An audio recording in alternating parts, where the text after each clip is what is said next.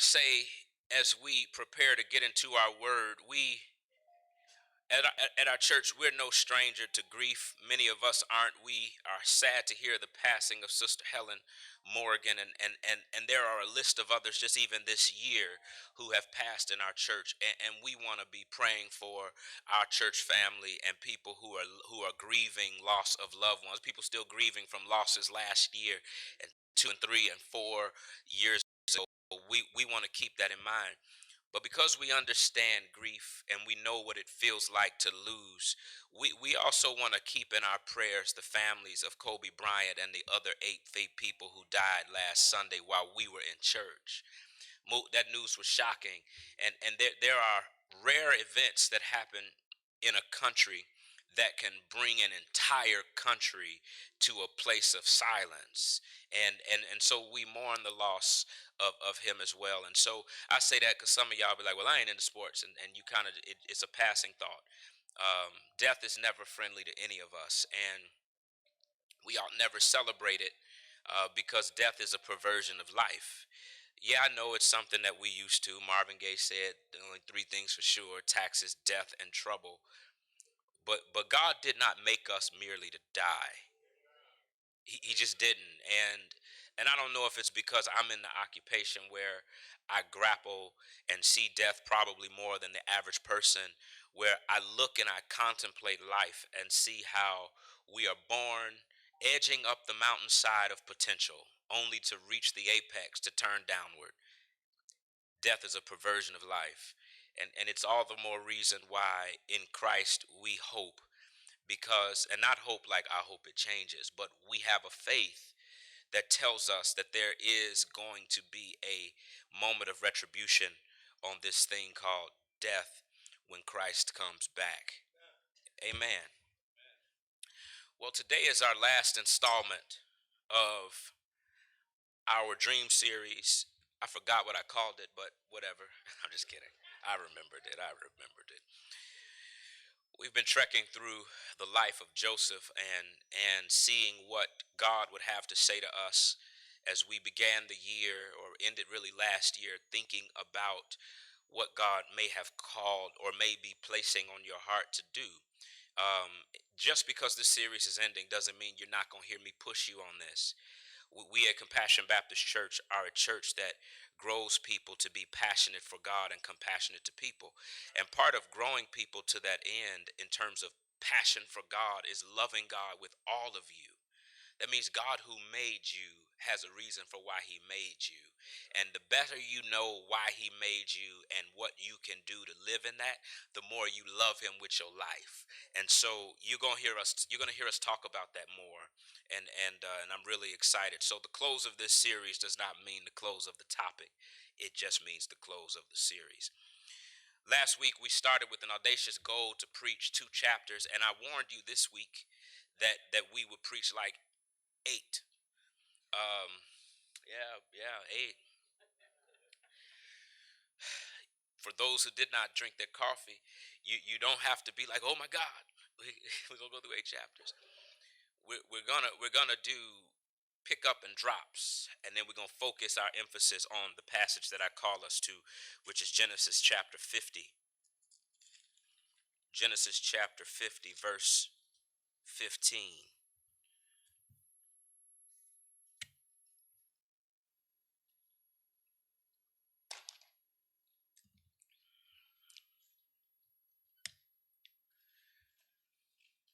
It occurred to me this morning while driving here, thinking about 02/02/2020, that it was 2 years ago that I started as my first Sunday here at Compassion. It seemed, I can't believe it's been 2 years, and I'm very grateful. And these ain't, I don't just throw out empty platitudes. I mean, like, I don't believe in just wasting words and just saying stuff to make you feel good. It has been a joyous 2 years for me. And when I don't see y'all, I actually do be missing y'all. I know you don't believe me. I actually do be missing y'all, and the quirkiness of different people, and the comments of different people. I mean, it just tickles my soul. And so I'm grateful the Lord gave me 2 years, and I pray for many more. Genesis chapter 50. When you're there, say I'm there. Looking, say still looking.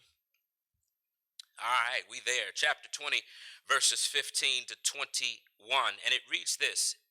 When Joseph's brother saw their father was dead, they said to one another, okay, if Joseph is holding a grudge against us, he will certainly repay us for all the suffering we caused him.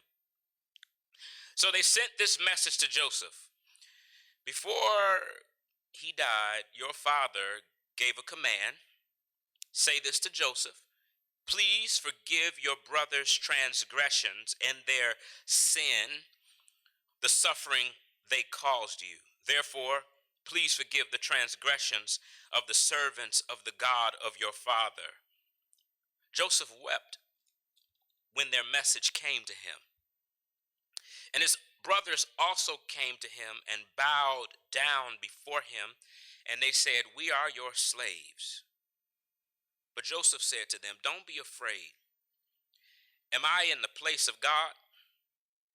You planned evil against me, but God planned it for good to bring about the present result, the survival of many people. Therefore, don't be afraid. I will care for you and your children. And he comforted them and he spoke kindly to them. I want to speak to you from the subject this morning, healing for the dream. Healing for the dream. Won't you join me in prayer as we go before our Lord? God, we thank you and praise you for this day you've given us. It is a day you've made, and we rejoice and we're glad in it. I saw CNN, God said that the pattern that this day has, 02/02/2020, is a pattern we haven't seen on a day in 909 years, where it was 01/01, probably 10/01. And we thank you, God, that you gave us the grace to see this day. Whatever the date is, it's a day you've made, and we're grateful for it. We weren't promised it. You gave it to us because of your grace and because of your mercy. So now, God, as we're here listening to you, our ears are open. I pray a special measure of grace today, God, that you would drive your word into the emotional core of your people, that you would unearth dark spaces and painful places, not to make people fall apart, but for people to find grace. I pray, God, that you would speak to me and speak through me. Take this meager presentation that I've prepared and add some oomph to it, God, and throw power on it and let it do what you've intended it to do for the transformation of people's lives, for the glory of your name, that people may, if they don't know you, come to know you through Christ. And if people do know you, to be drawn into greater faithfulness, trust, and dependence upon you. God, give me strength. In Jesus' name we pray this prayer. Amen. You may be seated. Healing for the dream. Now, the first you hear this, that sounds kind of strange, because many of us believe that if we have a dream, grinding our heels toward that dream is what heals us. I was listening to a podcast by my friend Lisa Fields called the Jude 3 podcast. You're familiar with her, at least, and you will become more familiar with her, where she featured a businesswoman and a preacher named Nona Jones. Nona Jones said that many people who are oftentimes the most successful in life have experienced deep, deep trauma. She says either they were orphaned, they were abused, either sexually or emotionally, or they experienced divorce as a child. And so what they did with life, they weren't just successful because they looked good. Many of them saw their lives, and because the pain was too deep to fix, they said the way to be healed from my trauma is to run farther from it. And so they put their energy and their effort to running from the pain versus running towards the pain. A lot of us, when it comes to life's pain, life's traumas, we adapt the famous words that my mother so eloquently etched in my soul, that when life makes you a lemon, you make lemonade. Now, at first thought, that is very wise to hear, because there are some of us who life can make us lemons and we feel like we got to give up. That there is something about persisting through difficulty and persisting through pain where you take the cards you've been dealt and you deal them back to life. But everything that is a blessing and a gift at times has an underbelly and a curse attached to it. That while on one hand it can make you persist, that there are some of you who made it further than your siblings, all because you were running from a traumatic past. And if it had not been for that traumatic past, you may not have run as far as you run. But the underbelly of that is it makes you run from your traumatic past. It makes you see your pain as something to be run from versus something to submit to God for healing. And let me tell you what this has to do with your dream. If God has indeed spoken to your heart and given you a dream that is not manufactured in your imagination, but is indeed a God-sized dream, your dream will only go as far as you have been healed.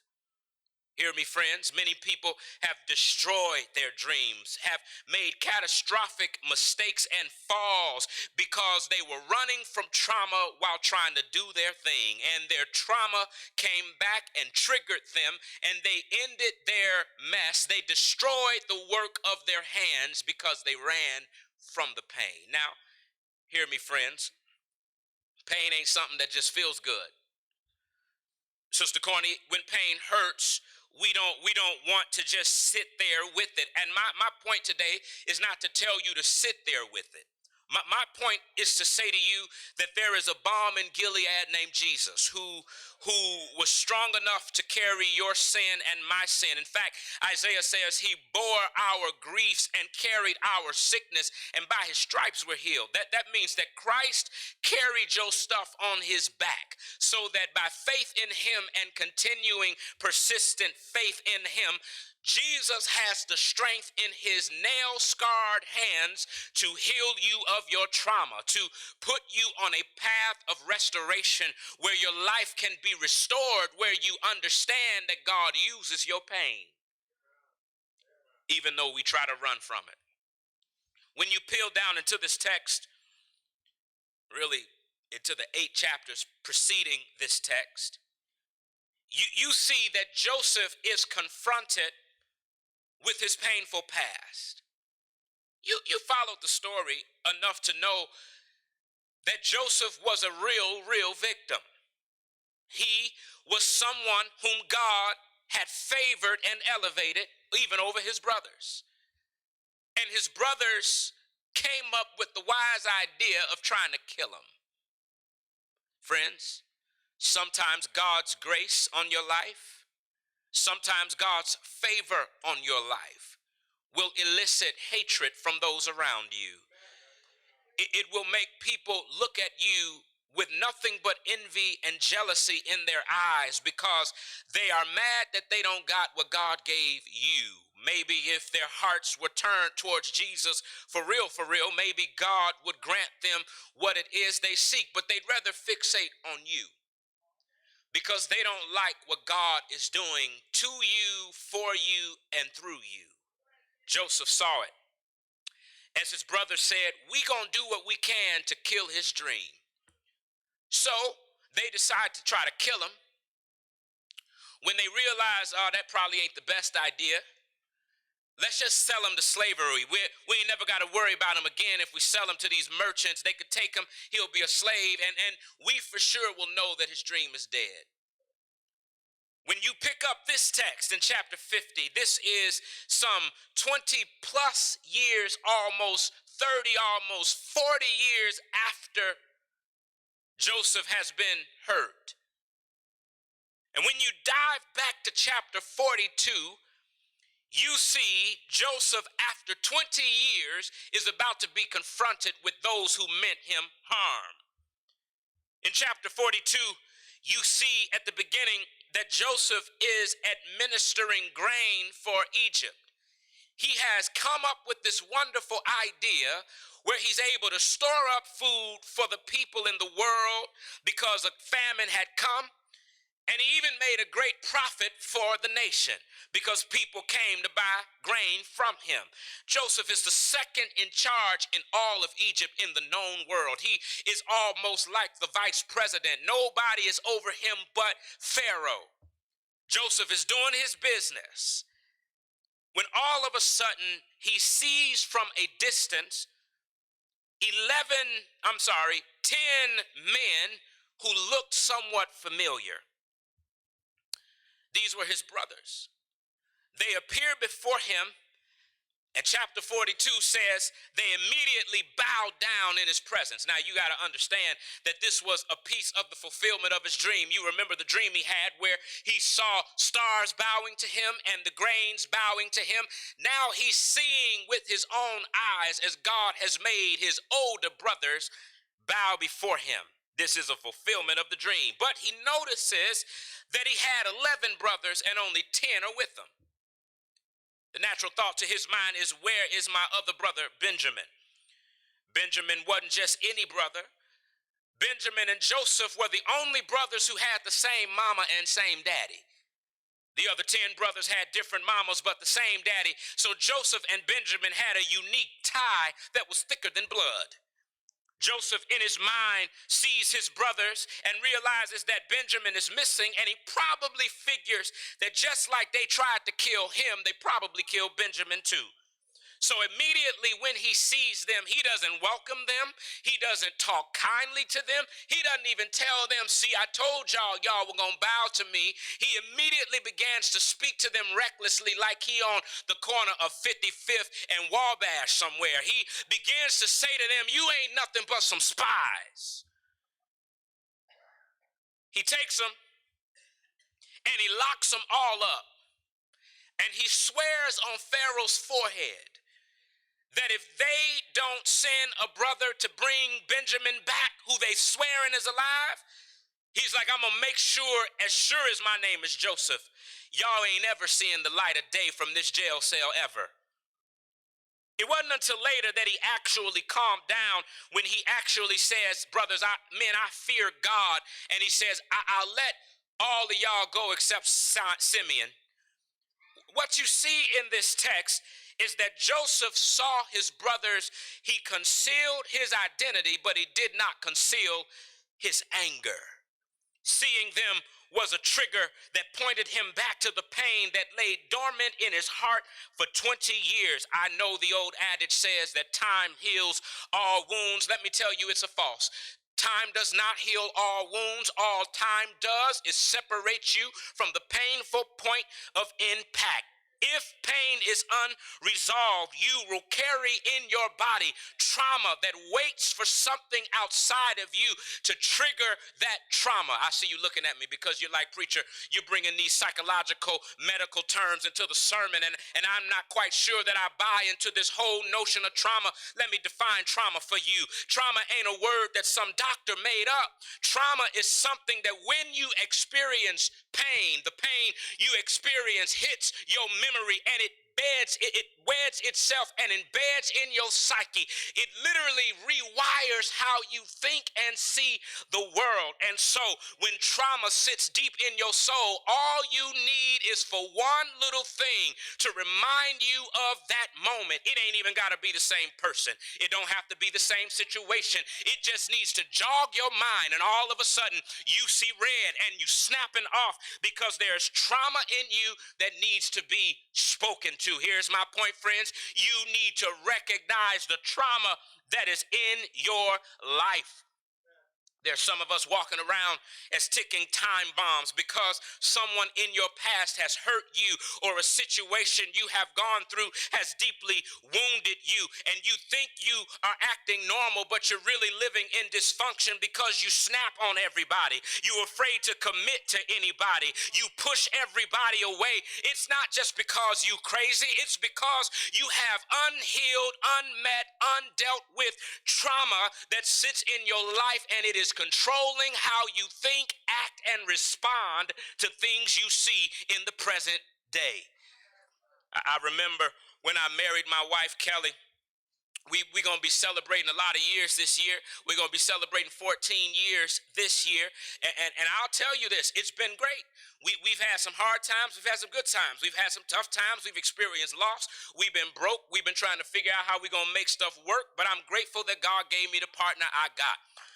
But I remember when I got into my marriage, I didn't realize that I had trauma from a previous relationship that I carried into the marriage. Didn't realize it. I thought that time had definitely healed my wounds because I wasn't angry no more. I wasn't mad no more.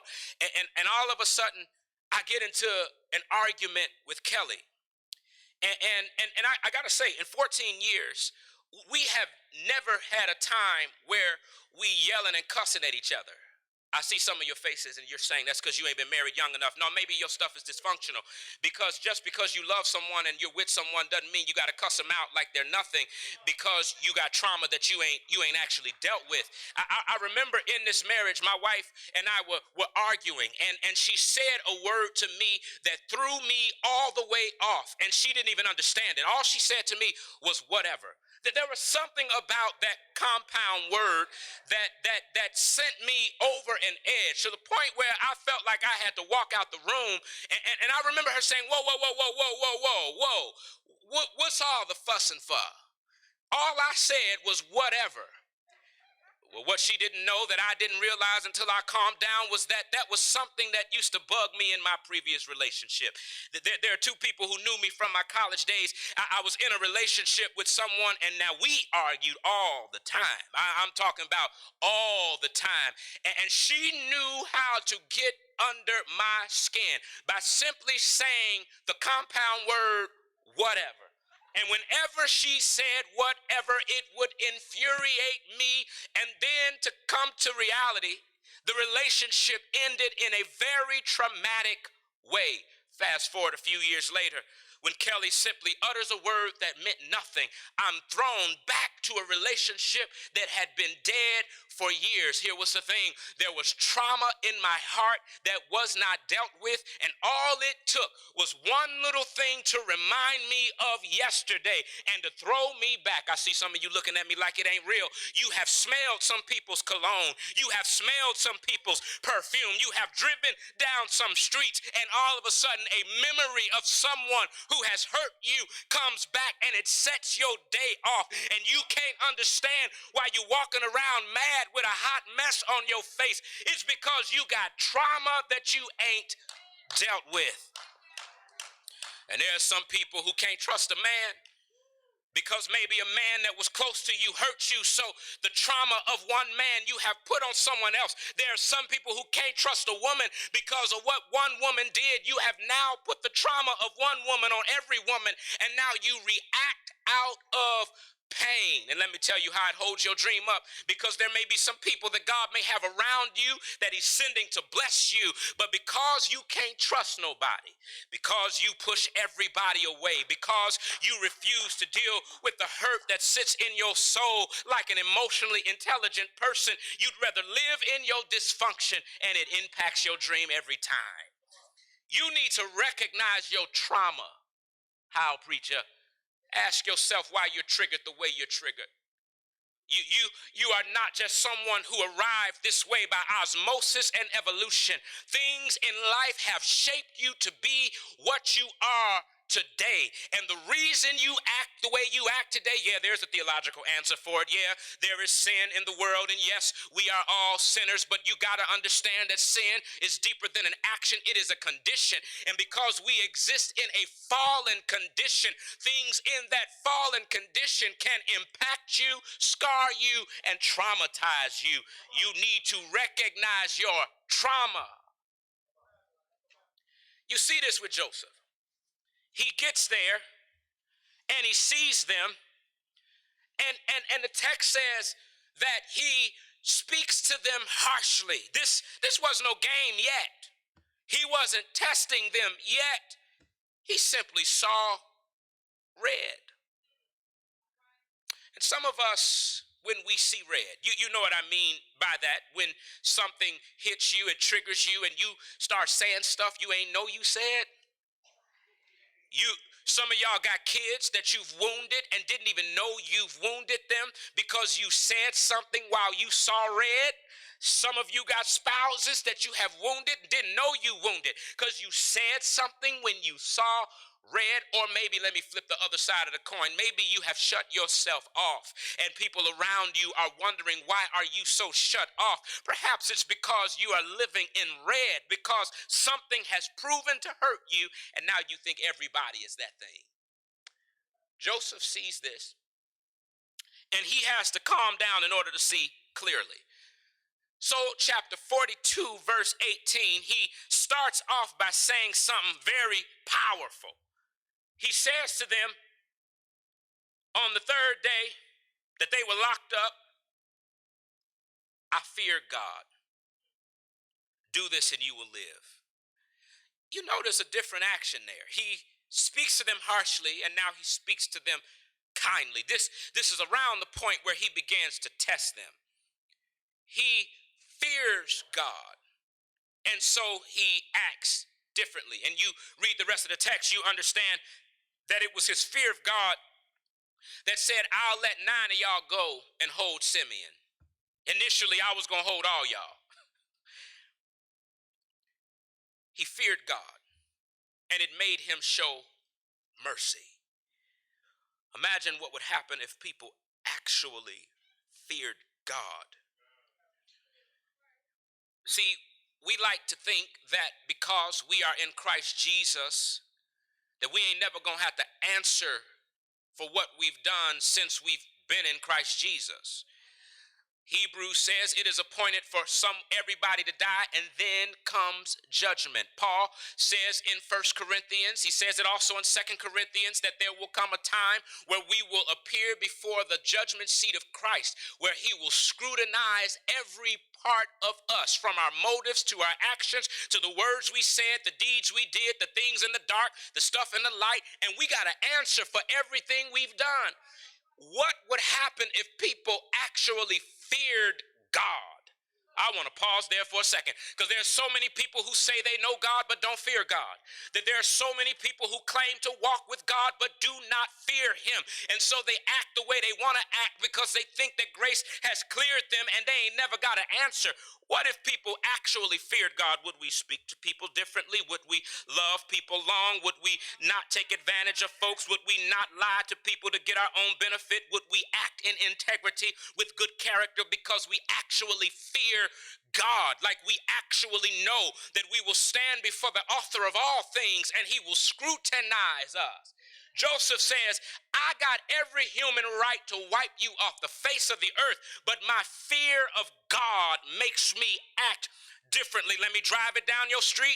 If indeed you say you've been washed by Jesus's blood, then the fear of God says you don't have the right to treat people however you think you want to treat them. Because if you say you know Jesus, your fear of God ought to make you treat people the way that Jesus says you want to be treated. Your pain ain't no excuse for you to be the way you are. Your trauma ain't no excuse for you to talk the way you talk. Your pain ain't no excuse for you to live how you live. You need to acknowledge your pain and fear God in it. Joseph says, I fear God. So he comes up with this wonderful notion to test them. See, because in his anger, he could not see what he needed to see. that it had nothing to do with just merely saving his brothers. It had everything to do with saving his brothers to save a nation, but he couldn't see that yet. He had to calm down so that he could see clearly. Oh, there's a subtle one, and I ain't intending to say it. Some of you need to just calm down for a second. You need to get control of your emotion and your mouth, because some of the reason why you can't see what you need to see is because you're so busy reacting, saying a whole bunch of nothing, doing a whole bunch of nothing. You need to calm down a second. So Joseph calms down, and he comes up with this test in chapter 42, verses 25 and following. He decides to pack them up. He takes Simeon, ties him up in front of everybody, and he packs up their bags, and he throws some extra blessing on top of it in the form of silver. One of them recognized it and began to freak out, but they all went home, and they all saw that Joseph had given them silver. See, he was testing them, and he said, look, when y'all go home, because you're going to have to come back, because I done gave you only enough grain to last you for a little bit amount of time. And Joseph knew that this plague had to last over 5 more years. So y'all gonna have to come back. And listen, when you come back, you better come back with Benjamin, because he's still not convinced that Benjamin is alive. In fact, he's not really convinced that his father may be alive. So he says, if you really real, come back with Benjamin and it's gonna all be good. Well, you have to imagine when they got home, and he tells his father, they tell their father all that happened. This man in Egypt told us we got to bring Benjamin, who daddy you've been treasuring. His daddy said, I ain't going. He can keep Simeon, but he ain't taking my Benjamin. Y'all already lost one. And if they kill Benjamin, this is what he said, y'all gonna take my gray hair down to the grave. He says, it just ain't happening. So they waited. Time did what it did, and they ran out of food. Now they got to go back to the grocery store in Joseph's house. So he says to them, okay, I know y'all can't go without Benjamin. Judah stands up and says, look, I'll take full responsibility. If Benjamin does not come back home safely, take 2 of my brothers and kill him. You've already lost 2. You can kill 2 of them. You lose 2 more, but at least you get retribution. Joseph says, okay. Benjamin heads there to Egypt, and when Joseph sees Benjamin, he gets excited and he releases Simeon from jail. They all meet in Joseph's house for dinner, and now they all scared. They remembered all that silver they had. And now they're meeting in his house, and they didn't see this as a welcome. They knew that sometimes the person who imprisons you could have you over for dinner before your life was over. And so now they're sitting at the dinner table saying, look, we discovered this silver, and we brought this silver plus more back. Just let us go. So Joseph comes out. He still ain't told them quite who he is. He lets them eat their food as he is still holding his emotions of sadness and joy and all of that together. He sends them on their way, but before he sends them, he decides to test them one more time. He says, take my silver cup, my most expensive prize cup, and put it in Benjamin's bag and let him leave. As they leave, Joseph then sends his security guard after them and says, stop them. Security guard catches them. They're like, we ain't took nothing. They go in his bags, and they ain't find anything in anybody's bag but Benjamin. Oh, Jesus. The one that Joseph feared would get lost is now about to get locked up, if not killed. They get brought back to the house. They all are afraid. We all gonna die. Joseph has Benjamin snatched up. And just as Benjamin is snatched up, Judah steps in. Verses 32 to 33 says, your servant Judah became accountable to my father for that boy, saying, if I don't return him to you, I will always bear the guilt for sinning against you, my father. Now, please, he says to Joseph, let me take the place of Benjamin, and I'm going to be your slave. Here's why Joseph was testing them.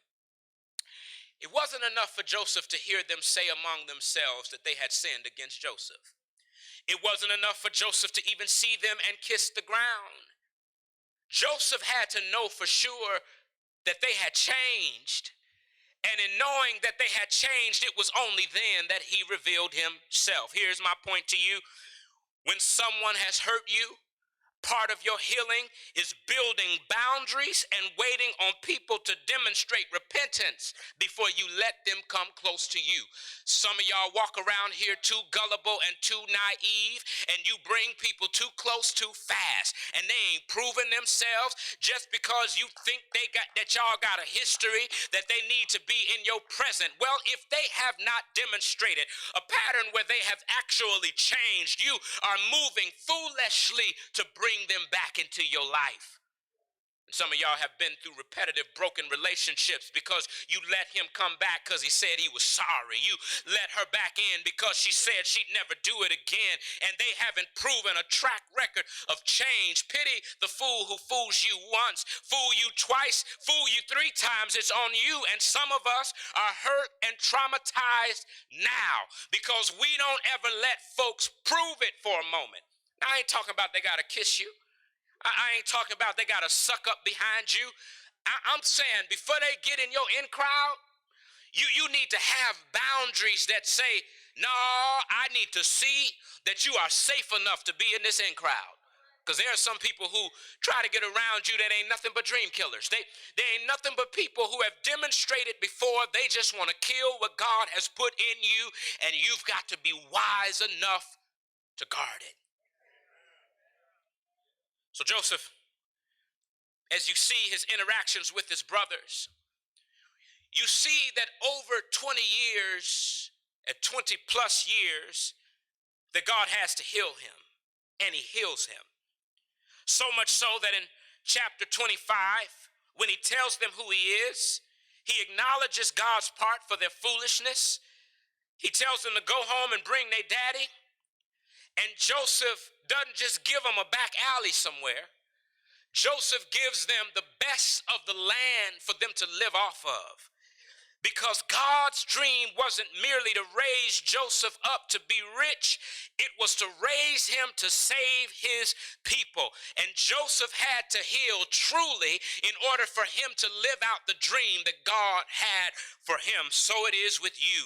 Your dream ain't merely about your elevation. Your dream is always about blessing someone else. And you cannot adequately bless someone else until you have seen the power of Jesus' blood from his crucified and resurrected body to heal you of your trauma, because you only go so far as you have been healed. Here is my point. I want to drive home and drop it. It's healing for your dream starts with reconciling God's use of your pain for his purpose.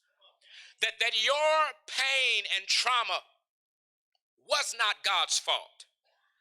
That there are people who become functional atheists. They'll never admit it in church. But let's talk real for a second, because it's some of you where you struggle to believe in God. And if it wasn't for the fact that church goes so deep into black culture, you'd have checked church off a long time ago. Because trauma has hit you and you have ascribed that pain to God. You have said, God is the one who took my loved one. God is the one who took my stuff. God is the one who inflicted my pain. Nah, baby, God ain't the one who caused your pain. People have caused your pain. You have maybe caused your pain. Life and circumstances has caused your pain. But God is able to take your pain and to redeem it for his purposes. That's how God works. Prove it, preacher. What does it look like to look like you've been healed and because you've reconciled God's purpose for your pain? It's right in the verses. I got 2 things and I'm done. The first thing that you see happens is you realize that you are never the judge of nothing. You are not the judge, jury, and executioner of those who hurt you. I know you feel like you should be. And the fact that you feel like you should be is the reason why your bitterness is killing you now. God never made you to sit in the seat of judge, jury, and executioner. So here it is in Joseph's life in chapter 50. In their mind, they said Joseph's forgiveness is too good to be true. We conspired to kill him, and he was just a boy. Can you imagine how traumatic that was? For him to not even be an adult and to be pulled from his family and to see his brothers try to kill him. He's sold into slavery. Yeah, God blesses him, but his life was painful for a long time. They quickly realized daddy's dead now. That the only thing that could have been protecting them from him was their daddy. Now that he's dead, they say, okay, he is going to kill us and there's nobody to protect us from him. He is the second most powerful man in the world. All he has to do is see us look at him the wrong way, and we are done. So they come up with this idea to write him a letter that goes in front of them before they show up at his house. They send him a text message saying, yo, dad left a rule. He left a command that said, when he's dead, forgive your brothers. He says, forgive your brothers of their transgression, their breaching of the law to do you harm. Forgive them of their transgression and their sin. Here was their sin. Their sin was causing you to suffer. He says, forgive them. And then after Joseph gets that text, they show up at his house and they on the floor bowing their faces to the ground. Here's what they say to him. Joseph, we understand that in this world, justice has to happen. But please spare our lives. We got kids. We have wives. We ain't even gonna try to say we your blood because that don't mean nothing. Joseph, you don't even gotta let us keep the land you gave us. Just let us be your slaves. Joseph, let us sell our rights to be human to you. Let us follow suit with the rest of Egypt that has sold themselves to you. Let us become named among the servants of Egypt and be your slaves. Hear Joseph's words to them. Don't be afraid. Am I in the place of God? He says to them, although I got the power to kill you in this world, I sit under the man who calls himself God. But do I really sit in the seat of God? Hear his question. Although you have caused me pain, although your purposes for me were my destruction, do I sit in the seat of God? When people have hurt you, when people have wronged you, you ought never feel like you got to stay in a seat that was not made for you. Because we don't sit in the seat of God. Let me tell you the good news of that. Because Paul quotes the Old Testament when he says, vengeance is mine, saith the Lord, and I will repay it. You ain't got to take matters in your hands to correct people that have hurt you. God has seen it and he got it in his hands. But let me flip the script on you here. Do you sit in the seat of God? See, as long as you make yourself sit in that seat, you give yourself permission to hold on to bitterness. And the greatest gift that God gives you to free you is forgiveness. I saw Black Twitter going crazy when Botham James said he forgave the woman who killed his brother. And people said it's enough of black folks forgiving white people, killing people. I hear their point. But what Botham James's brother understood is I can live my life as a slave, drinking the poison of bitter, thinking that it hurts you when it kills me. Or I can acknowledge that I don't sit in the seat of God, and that God at the end of the day will right this doggone wrong. Let me drive it even deeper. You may not have done what people have done to you, but you best know you have hurt people. You have offended people. You have let them down. You have broken your word. And if you would not want them to sit in your seat as your judge and your executioner, why sit in it for someone else? That's the first thing you see. You see that you are not the judge of anything, but here's even greater. You see that God uses even the bad. Joseph makes a very interesting statement next. It's a statement that he said earlier in a few chapters. He says in verse 20, you planned evil against me, and God planned it for my good. He acknowledges their responsibility in his pain. He says, you ain't off that. You did it. He says, but while you did it, God redeemed it. There is an interesting theological truth about God in the theodicy of God and the problem of evil, that God is not the one who causes evil to happen in your life.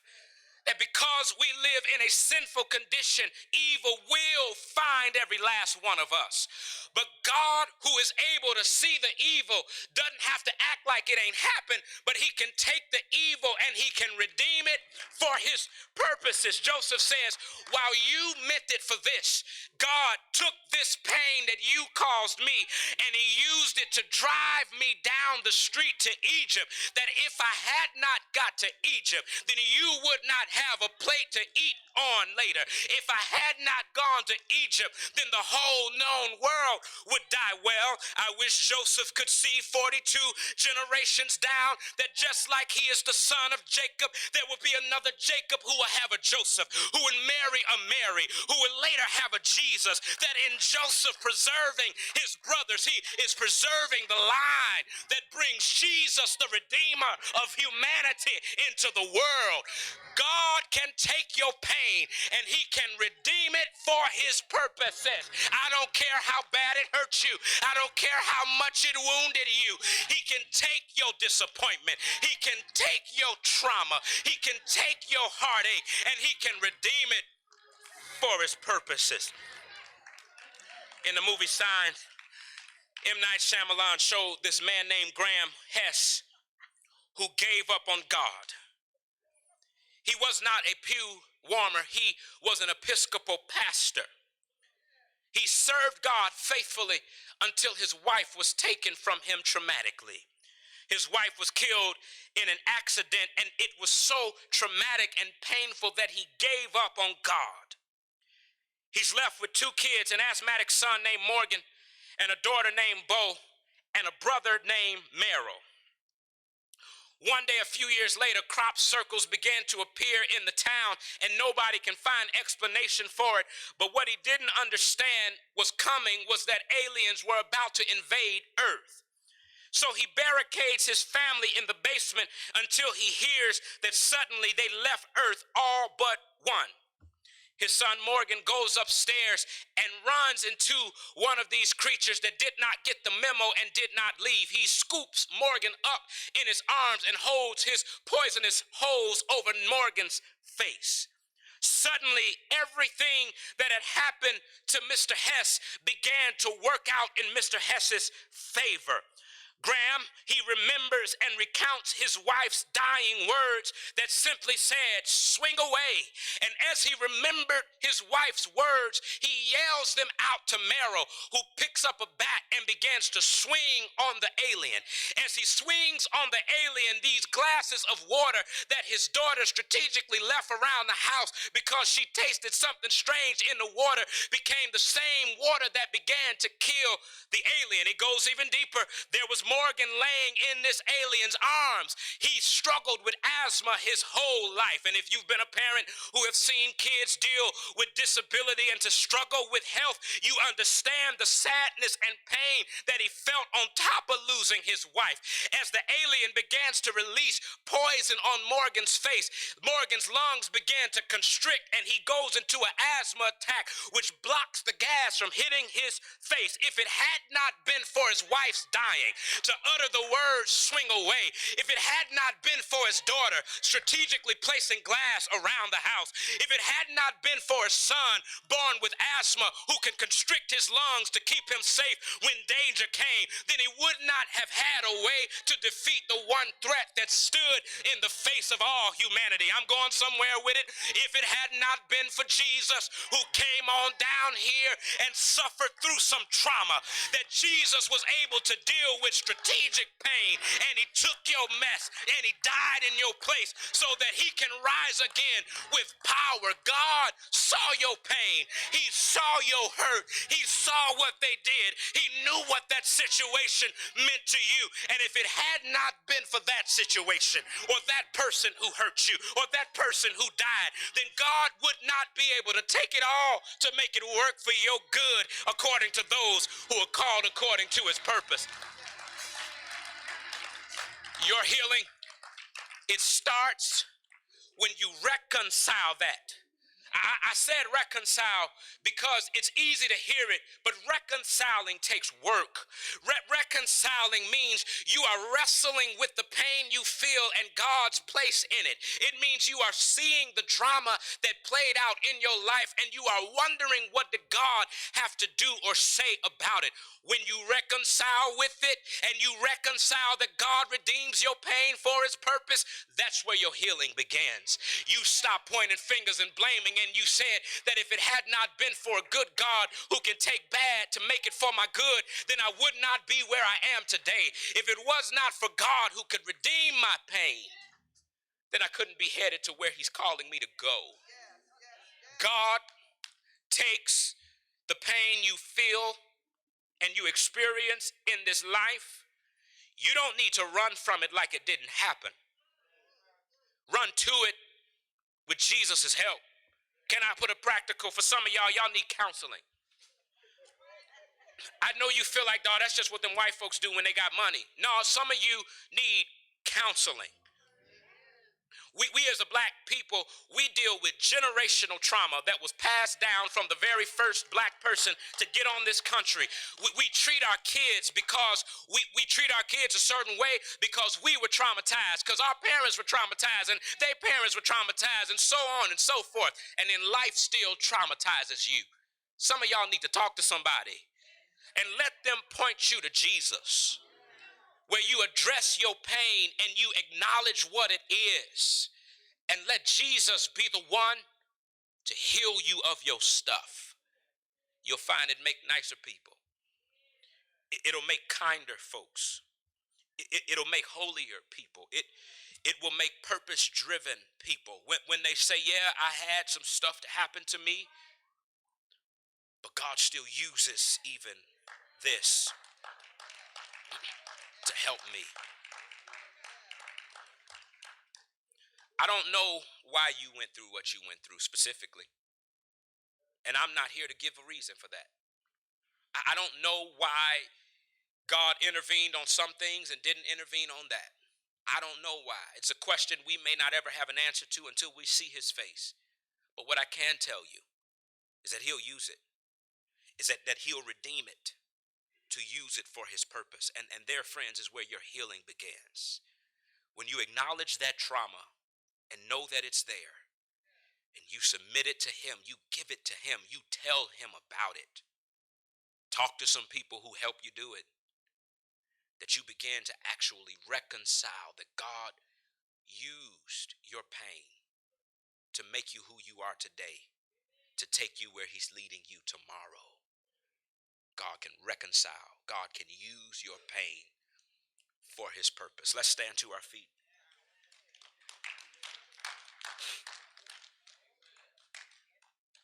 God, we exist in this very interesting place where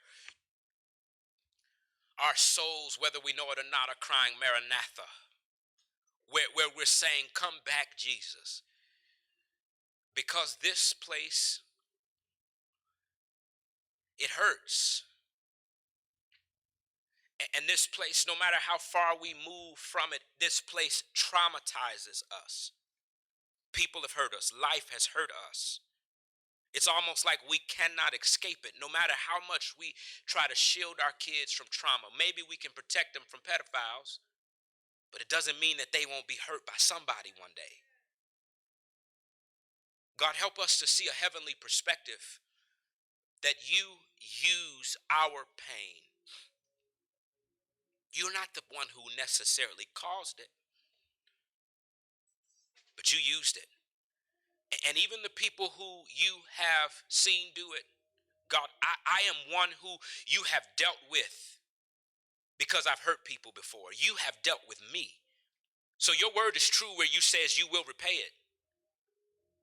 I have seen you, God, deal with others for what they've done to me. You will repay it.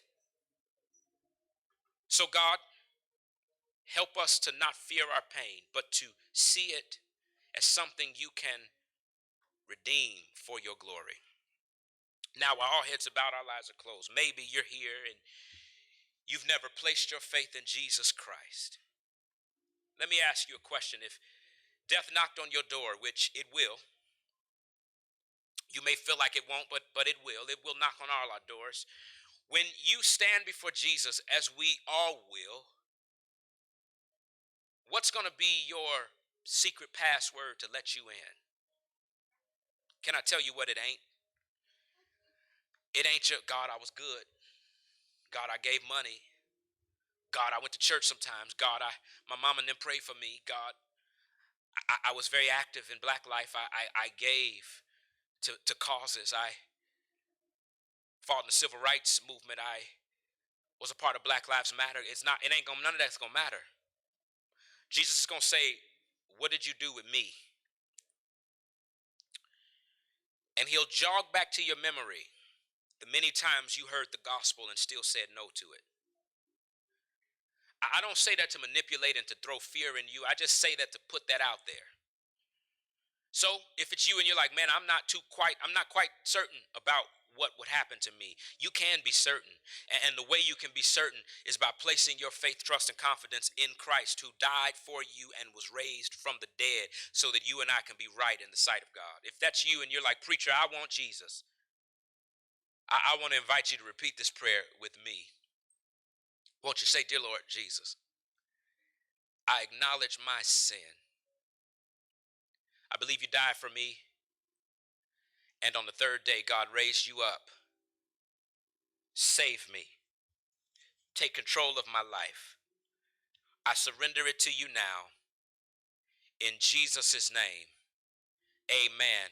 If you said that prayer just now, you never said it before, but you meant it. Can you hold your hand up? I want to see who you are. Don't